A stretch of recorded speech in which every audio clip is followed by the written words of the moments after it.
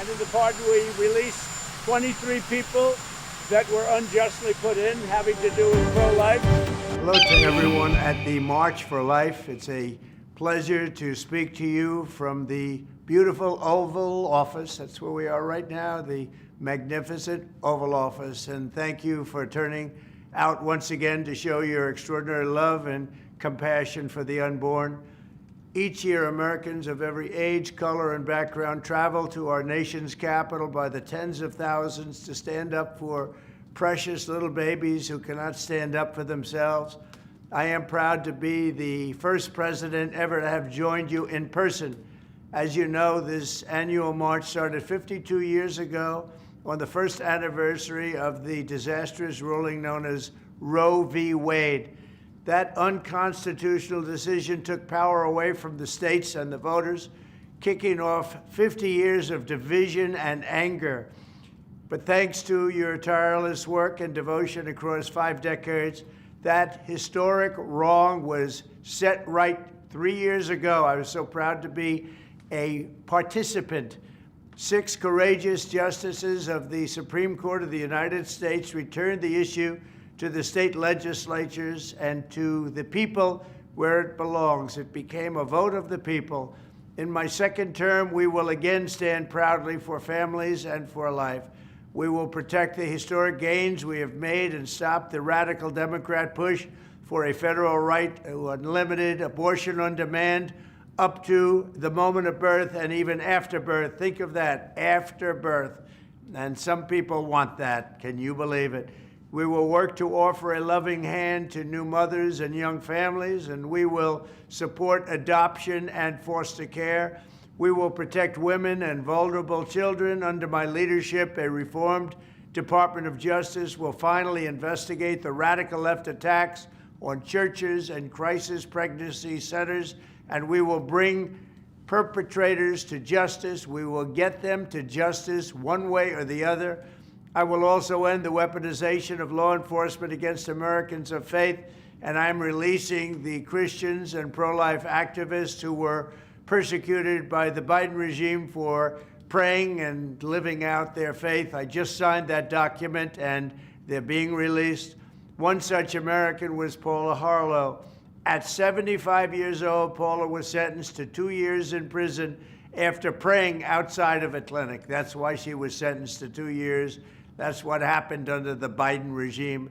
In her sentencing, the judge mocked her Christian faith while her husband pleaded to be thrown in jail with his wife, fearing she would die alone behind bars. This week, it was my honor to grant a full and complete pardon to Paula and many others who were the victims of this horrific weaponization. Never again will religious persecution be allowed to happen in America.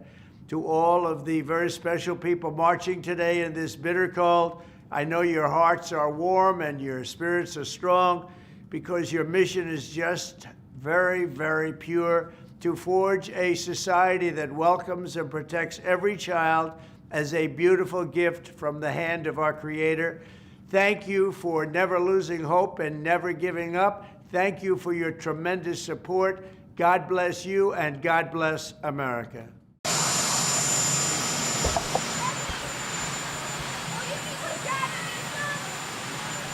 Mr. President. Mr. President. Mr. President. Are you inviting? What are you inviting Zelensky to the White House? Mr. President. Hello, everybody. Serve the party for life. Serve the party for life. So we're going to North Carolina. It's been a horrible thing, the way that's been allowed to fester, and we're going to get it fixed up. It should have been done months ago from the hurricane that took place almost 4 months ago. North Carolina's been treated very badly, so we're stopping there, and we're going to then go to Los Angeles and take a look at a fire that could have been put out if they let the water flow, but they didn't let the water flow, and they still haven't for whatever reason. So I think we're going to have a very interesting time. I think many of you are going with us. If you'd like to have a ride on the plane, we'd love to give it to you. Mr. President, why did you invite Adam Schiff on your trip? I don't know. Is he going? Is he going?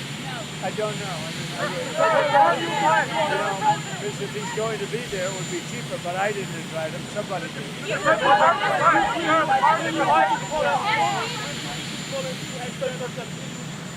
extent all history Republican votes yesterday. Are you at all concerned about his prospects? Look, whatever it is, he's a good man. I don't know what's going to happen. You never know those things, but he's a very, very good man. I hope he makes it. I was very surprised that Collins and Murkowski would do that. And of course, Mitch is always a no vote, I guess. Is Mitch a no vote? How about He hasn't said yet.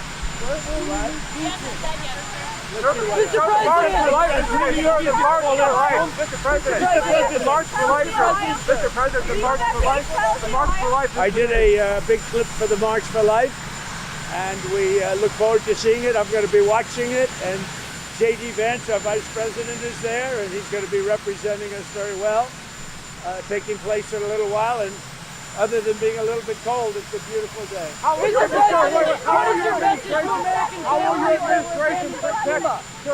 administration protect pro-life Americans? Oh, we're all for it. In fact, as you know, I just signed a pardon, and in the pardon we released 23 people that were unjustly put in, having to do with pro-life, and they will be released, and they'll be out very shortly.